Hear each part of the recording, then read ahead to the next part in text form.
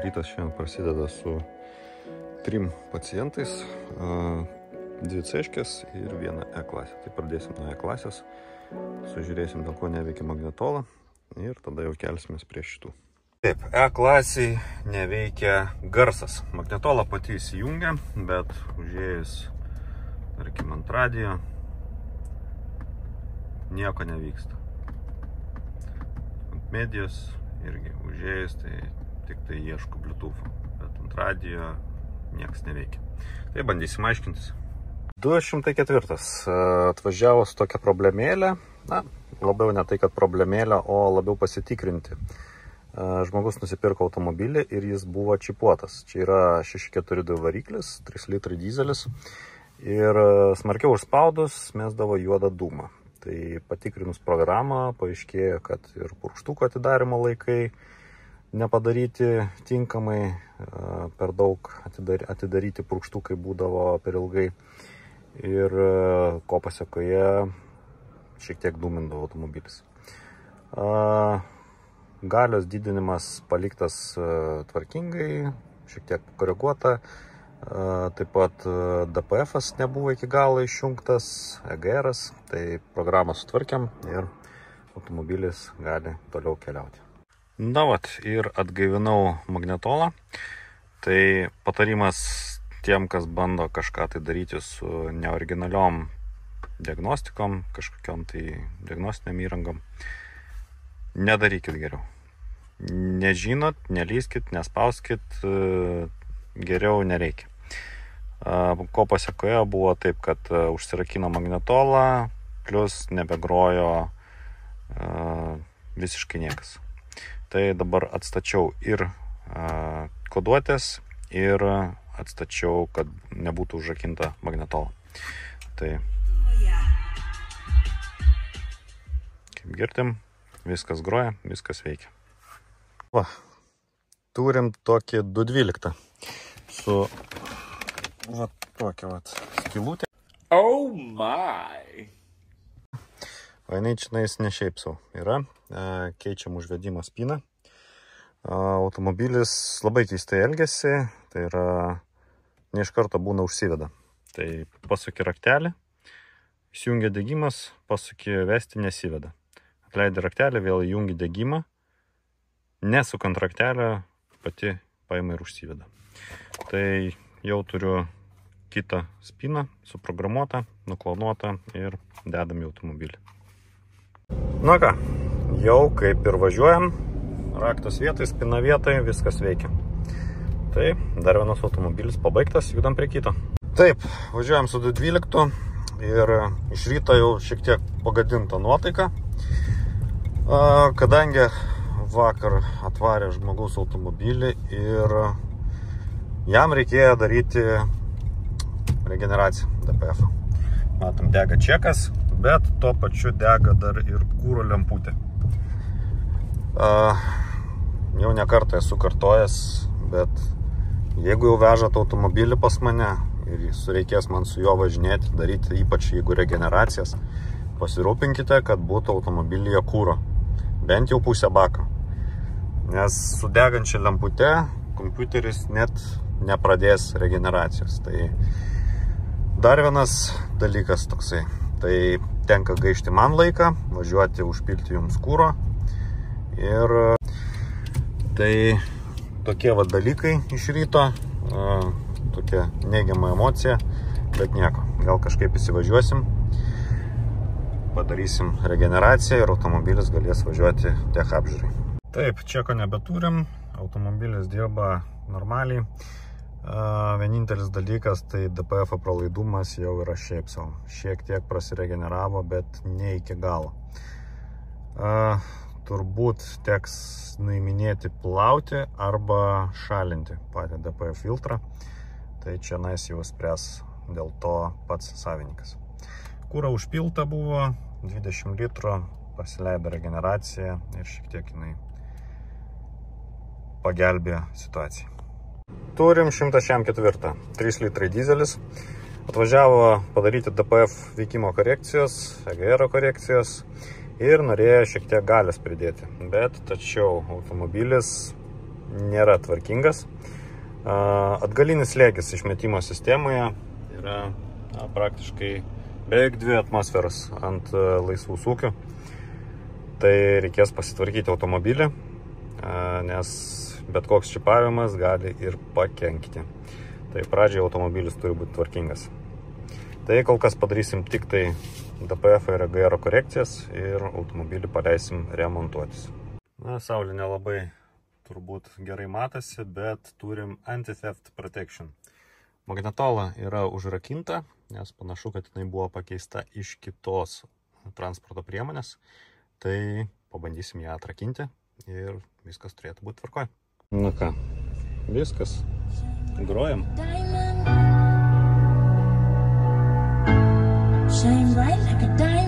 211 3 litrai dizeliukas, buvo 140 kW, dabar panašiai palei 200.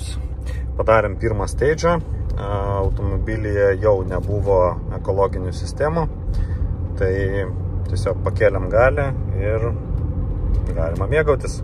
Automobilis tikrai pagyvėjo ir tikrai turbūt džiugins savo savininką.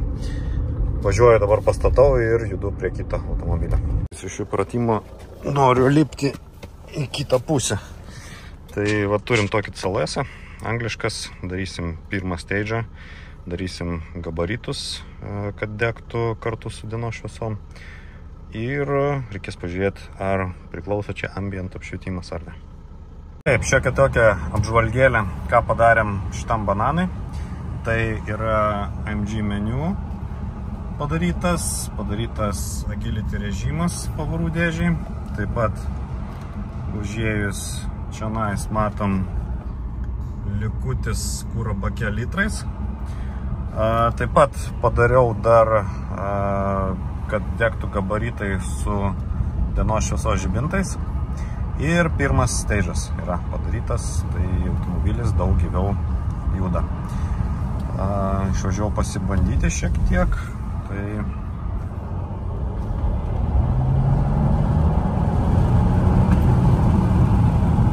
maždaug taip. Na ką, pradedam vėl filmuoti, šiek tiek buvo kritusi motyvacija dėl peržiūrų vasarą. Tai turim čia tokį CLS 219 ir jam, kaip matom, šokinėja iškrova.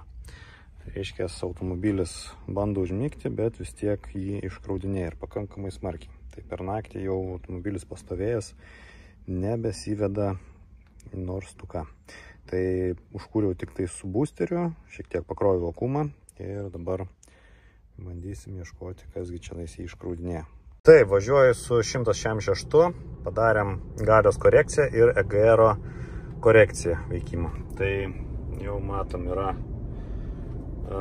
šiokie tokie testavimo rezultatai. Tai kuro prieš galios didinimą duodavo apie 95 kubikus, dabar duoda 110. Tai nemažas visai pakilimas, gazas dugnas užspaudus. Priminsiu, kad DPF-as liko vietoje ir jisai veikia. Tai ekologijos sistemos yra nepaveiktos.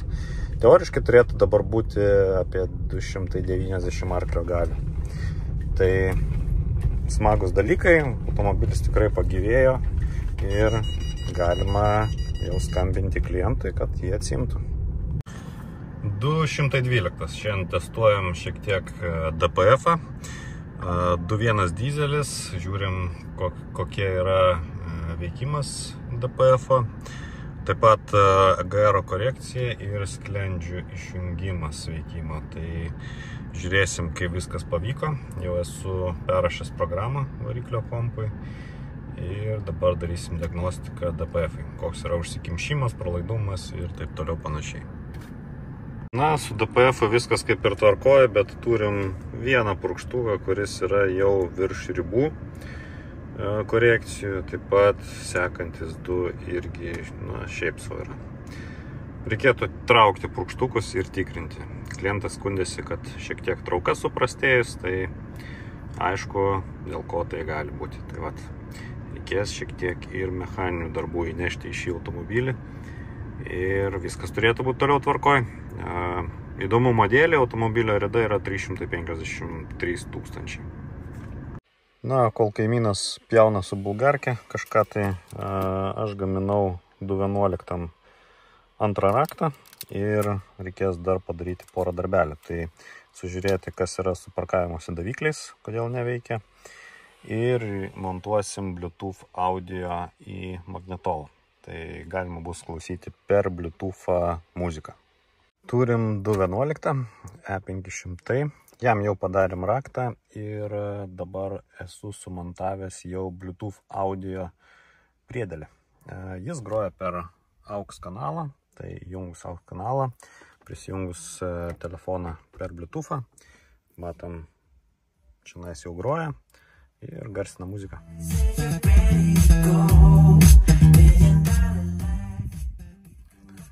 Jo, tai turim Bluetooth audio, niekas, jokių laidų nėra, nieks nekiša, nieks netrukdo. Tai tiesiog galite laisvai prisijungti savo telefoną ir klausyti muzikos.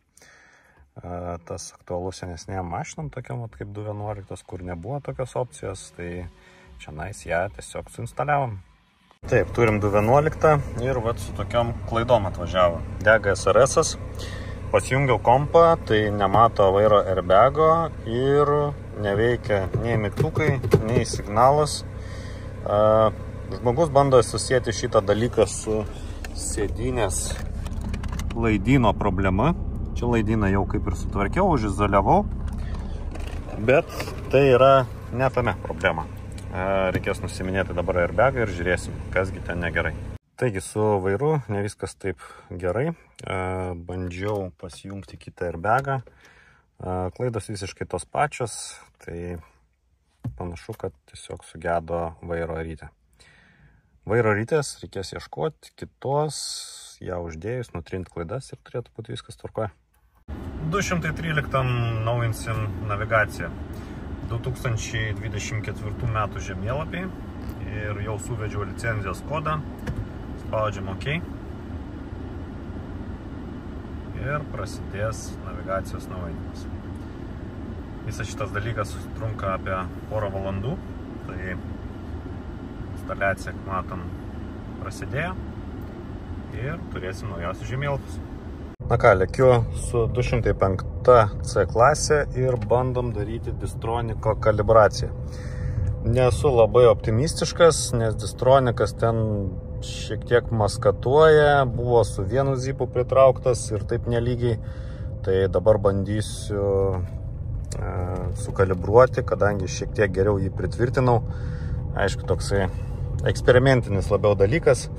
7-9% jau yra kalibracijos praėję, tai žiūrėsim, ar pasidarys ar ne. Kad kalibraciją pasidaryti, reikia važinėti maždaug apie 10 minučių ir ne mažiau kaip 40 km/h greičiu. Tai priekį važiuoja Subaru, visai padeda greičiau daryti šitą dalyką. Ir jau turim 8-5%, žiūrėsim, kas čia gausis. Na, kaip ir galvojau, čia galima buvo tik tai optimistiškai tikėtis, kad pavyks. Tai 2,25 laipsnio yra parodimas, o turėtų būti nuo minus 0,54 iki 0,54 laipsnio. Distroniko posviris, tai teks turbūt pirkti klientui laikiklius Distroniko, nes ten viskas maskatuoja ir reikės viską tvarkyti iš naujo. Tai dėja paleisim kol kas taip, kol atkeliaus visi laikikliai ir žiūrėsim, bandysim daryti iš naujo. Ką, lekiam su bananu, 219, 3 litrai dizelis ir jam darėm pirmą stage'ą, taip pat darėm agility režimą pavarų dėžiai ir AMG meniu. Tai vat taip atrodo dabar skydelio išpildymas, matom yra A raidelė pavarų režimas, yra visi kiti likę standartiniai. Matom temperatūrą variklio alyvas, matom kiek krauna akumuliatorius ir dabar matom vairą. Matom, kokia yra šiuo metu pavara važiuojama. Visai patogus dalykas, manau.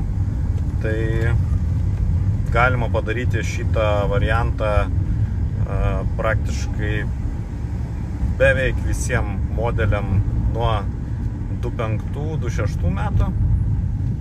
Ir iš esmės visiems modeliam jau nuo 28 metų. Tai lėkiu dabar, prasitestuosiu, kaip čionais su pirmu stage'u ir turbūt jau skambinsiu klientai, kad galima bus atsiimti. Šiandien 204 diena, vienas yra, ten sekantis jau išvažiuoja ir dar vieną turiu čionais. Tai jam darysim keletą burtų, tai yra jau padariau iš tikrųjų, kad vairo lopetėlės veiktų. Čia guli senas vairas be lopetėlių ir su pavarų perjungimo lopetėlėm. Taip pat padariau rankinį režimą. Kaip matom, M raidelė atsirado. Ir dabar galima bus rankiniu režimu su lopetėlėm junginėti pavaras. Dar sekantį dalyką, tai darysim pavarų dėžės adaptaciją, nes buvo aptarnauta pavarų dėžė. Priminsiu, kad pavarų dėžės reikia aptarnauti, jeigu savo, tai kas 40 000, jeigu pagal reglamentą, sakykim, tai kas 60 000. Tai dabar jau esu pasiruošęs daryti pavarų dėžės adaptaciją. Dar esu padaręs irgi variklio gazo reakcijos korekciją, tai yra šiek tiek greičiau reaguos gazo pedalas. Nestebuklingai, bet maloniau bus važiuoti. Tai ką, jungiam standartinį režimą ir nusimušam adaptacijas. Darysim iš naujo visą primokymą pavarų dėžės po aptarnavimo. Tai ką, pasidarėm pavarų dėžės adaptaciją. Viskas praėjo sėkmingai, pavarų dėžė jungia gražiai, švelniai. Bet yra niuansas, kad ir jungiau pavarų dėžės, sakykime, perjungimo galimybę su lopetėlėm, bet kadangi yra keistas vairas kliento, tai kaip matom, nereaguoja visiškai. Pabandysiu dar prisijungti prie vairo kolonėlės modulio, bet panašu kažkas čia yra ne taip, arba nepajungtas yra pačios lopetėlės, bet iš programavimo pusės yra viskas tvarkoj. Tai pasijungiam. Taip. Shift buttons.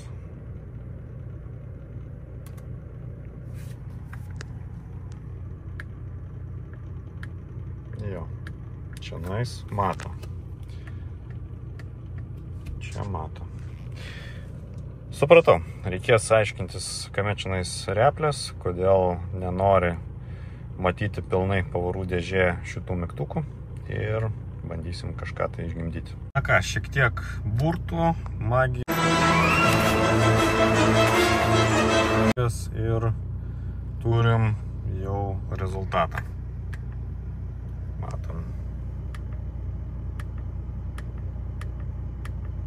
Viskas veikia. Lopetėlės įsijungia, šiek tiek reikėjo pamodifikuoti programą ir viskas kaip ir tvarkoj. Tai automobilis paruoštas. Turim GL 106 ir jam darėm porą dalykų. Vienas iš kurių dėja nepavyko, kadangi durų moduliai nepalaiko durų pritraukėjų spinų. Tai palaiko tik tai paprastas, tai dėja nepavyko šitą dalyką padaryti. Ir antras dalykas, tai AMG meniu. Tai matom papildomas meniu užėjus, rodo variklio alyvos temperatūrą, aušinimo skysčio temperatūrą, pavarų dėžės temperatūrą. Ir, pavyzdžiui, jungus pavarą, rodo, kokia pavara važiuoja. Čia uždariau duris. Rodo, kokią pavarą važiuosim.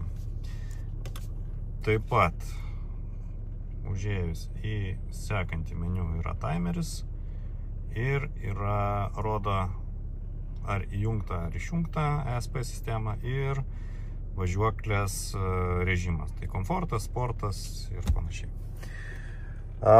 Tokie dalykai su šituo GL-u. Tai gaila, neišeina padaryti visko kaip norėjom. Teks keisti ir durų modulius ir turėtų viskas išspręsti. Na ką, šiandien šiek tiek išskyriau laiko savo emailui. Tai emailas gaus šiokių tokių upgrade'ų. Kaip matom, vairuotojo sėdynė, nors yra AMG, bet jau yra tokia biški pavartota. Automobilis šitas nebuvo su šitom sėdynėm. Aš jas čionais įmontavau, bet tiesiog labai norėjau AMG sėdinių ir tiesiog buvo toks pasiūlymas. Tai priekinės sėdynės keliaus į pardavimus. Turiu nupirkęs visą saloną pilną AMG su galiniam sėdynėm, su ventiliavimo blokais, su viskuo. Tai bus šiek tiek įdomesnių čionais projektėlių su šitą automobiliu. Taip pat montuosim distroniką.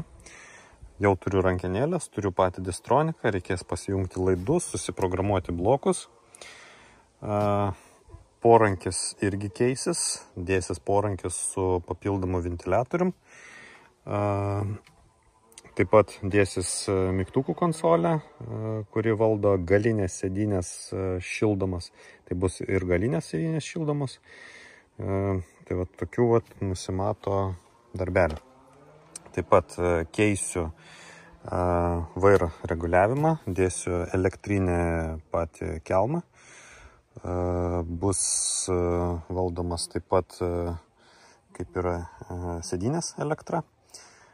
Tai va tokie darbeliai nusimato. Nusimato nemažai laidų pravedžiojimo, bus ką veikti. Tai planas toks. Išsiardau saloną, išsiemu sėdynės, išsiemu centrinę konsolę, išsiplaunu saloną, tai yra kilimą, visas vietas, kur galėtų būti nešvaru, nes nuo pirkimo automobilio tai taip ir neprisirašiau išsiplauti kilimų. Ir dėsim naują saloną. Reikės prasivesti laidų, reikės susidėti tvarkingai sėdynės visas ir viską pasileisti.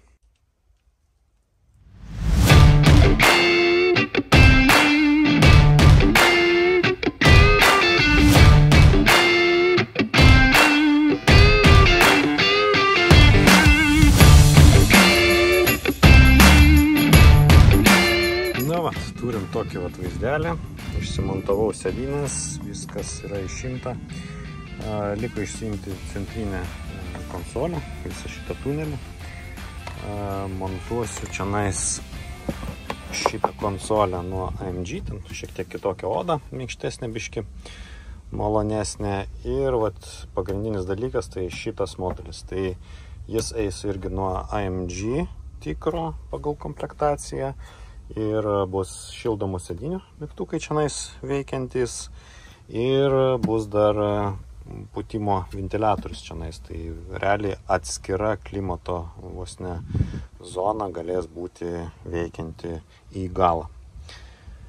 Tai va, tokie darbeliai, judam toliau.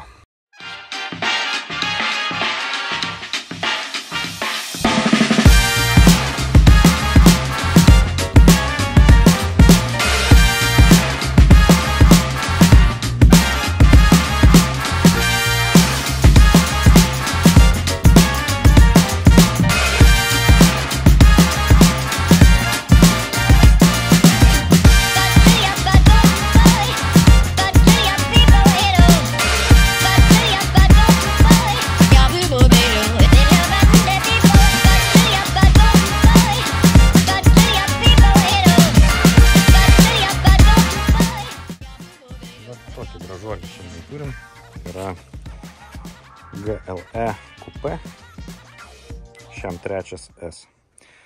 Automobiliui šiandien montavau vaizdo registratorių. Tai yra vienas registratorius ir yra antras galinis vaizdo registratorius. Jie yra sumontuoti be be laidų į prikurkės vadinamas.